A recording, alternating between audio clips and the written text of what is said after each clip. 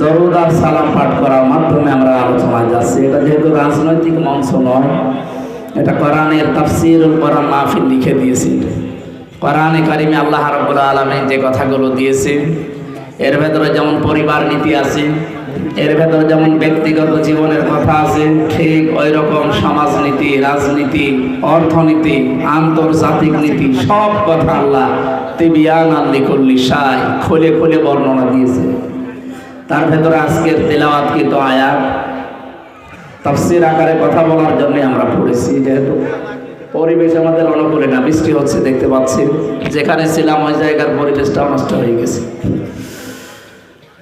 আলহামদুলিল্লাহ আলা কুল্লি হাল, সর্ব অবস্থায় আল্লাহর শুকরিয়া। যেভাবে আছি এইটাই ভালো আছি, এর চাইতে আরো খারাপ সামনে আসতে পারে।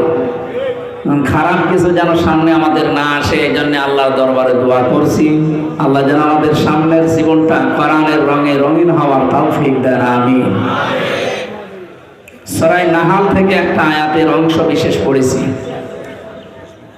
আপনারা আসল কথা তো শুনে ফেলেছেন এর আগে। শায়েখ মাওলানা জামাল উদ্দিন, ডক্টর শফিকুল ইসলাম মাসুদ এবং আরও যাদের নাম দেখলাম, অবশ্যই আপনারা ভালো ভালো কথা শুনেছেন। আল্লাহ আমাদেরকে ওই কথাগুলোর উপরে আমল করার তৌফিক যেন দান করে। মানে আসতে যে ওখানে অ্যাক্সিডেন্ট করে পা পিছলিয়ে পড়ে ভিজে গেছে। এই ছেলে, এটা একটু পিছিয়ে দাও, একটু হালকা পিছিয়ে দাও, দাদা পিছিয়ে দাও। হ্যাঁ, ঠিক আছে। আল্লাহ রাব্বুল আলামিন কোরআনে কারিমের সূরা নাহাল এর নামকরণ, ঐতিহাসিক প্রেক্ষাপট, শিক্ষা, ব্যাখ্যা, যে বিষয়গুলো বলা লাগে সবগুলো বলতে গেলে আমাদের এদিকে হেলিকপ্টারের সময় শেষ হয়ে যাচ্ছে। এই জন্য আমরা খুব তাড়াতাড়ি শেষ করবো ইনশাআল্লাহ। আর আমাদেরও ধৈর্যের বাঁধ ভেঙে যাচ্ছে। এটা মিস্টেক হয়ে গেছে ভাইয়ের কারণে। এখানে বলে আগে আসার কথা ছিল, এরপরে ওখানে যেয়ে ওটা শেষ করে আমাদের ধরার কথা ছিল। ওইটাও গোছানো হইল না, এটাও এলোমেলো হয়ে গেল। আগামীতে আমরা আসবো ইনশাআল্লাহ রাতের বেলা আপনাদের এই থানা বাউফল কোরআনের দাওয়াত নিয়ে আমরা আসবো ফ্রি সময়ে। এখন তো আজকে দিনের বেলা সেই রংপুরে, রাতের বেলা গাইবান্ধা। মানে শুধু ভাই না হলে আমি মনে হয় আসতাম না। আপনাদের একটা দাবি আছে, আরে ভাইয়ের কথা তো ফেলা যায় না, জোর করে করেও এই দুইজনের কথাই ফেলা যায় না। সারা দেশে যে কয়টা জুলুম আমার উপরে হয় এই দুইজনের কারণে হয়। এদিকে ডাক্তার শেখ মহিউদ্দিন, এদিকে ডক্টর শফিকুল ইসলাম মাসুদ, একটা ডক্টর আর একটা ডাক্তার। তাদের কথা রাখতে যে মাঝে মাঝে একটু জুলুমের শিকার হতে হচ্ছে শরীরের উপরে। আল্লাহ আমাকে মানিয়ে নেওয়ার তৌফিক যেন দান করেন। সূরা নাহালের নামকরণটা বলছি। নাহাল মানে মৌমাছি। নাহাল মানে কি? এর 68 নম্বর আয়াতে আল্লাহ এই শব্দটা দিয়েছেন।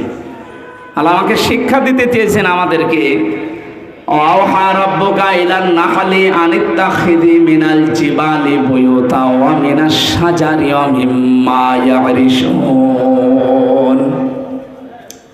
আল্লাহ পাক বলেন, আমি মৌমাছির প্রতি ওহী করেছিলাম এই যে তোমরা 3টা জায়গায় বাসা বাঁধবে, একটা গাছের ডালে, একটা পাহাড়ের চূড়ায়, আর একটা মানুষের ঘরের চালে, ছাদে, কার্নিশে।